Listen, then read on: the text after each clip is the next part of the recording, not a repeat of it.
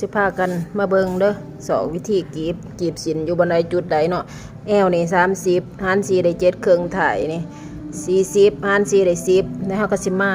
สินค่อยๆสิพับครึ่งเลยเฮ็ดแบบพับครึ่งเลยแล้วก็สิมาเริ่มเป็นว่างไม่บรรทัดเด็กหนึงอยู่บนสุดเลยแล้วมาสอกเบิ่งว่านี่ถ่ายหารออกมาได้10นี่เฮาก็สิไม้ไว้เวลาเฮาไม้ไว้แล้ววันนี้อันนั้นแอวเฮาถึงเท่าใดแอวเฮาถึง7ครึ่งบัดนี้เฮาสิเพื่อกีบตัวนี้เท่าใดแต่7ครึ่งมานี่เฮาสิเอา1นิ้วก็ได้นี่1นิ้วนี่8ครึ่งแต่ว่าอันนั้นเพราะว่าแอวเพิ่นน้อยถ่ายเพิ่นใหญ่เฮาก็สิแบ่งอีกเฮาก็สิได้อีกประมาณเติมอีกนิ้วนึงกับนี่1ขีดนี่1กระเบียนนี่เฮาก็สิไม้เอาเลยแล้วก็สิเป็นกีบถ่ายขีดเลยแล้วเฮาสิมาเอากีบกดนี่เฮาสิเอาซ้ำใดเอา2ว่างไม้เอาแต่2ครึ่งมานี่บัดนี้มันตัวที่เฮาเผื่อไว้นี่1นิ้วกับ1กระเบียนเฮาก็มาแบ่งเลยสมมุติว่าเฮาเอา3เดี๋ยวเฮาสิมาแบ่ง1นิ้วกับ1กระเบียนมาแบ่งกันนี่เป็นกีบกดแล้วเฮาสิมาเอากีบท้ายนี่ก็สิเอา3ครึ่งแล้วก็เอาออกไปแนวละครึ่งเลย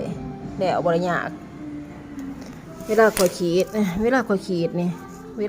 ดตัวนี้แล้วข่อยจะสิมาร์คขีดเอาตัวลุมเลย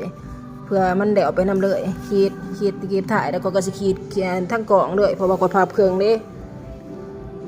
ก็สิได้ประมาณนี้ลงกีบถ่ายก็6นิ้ว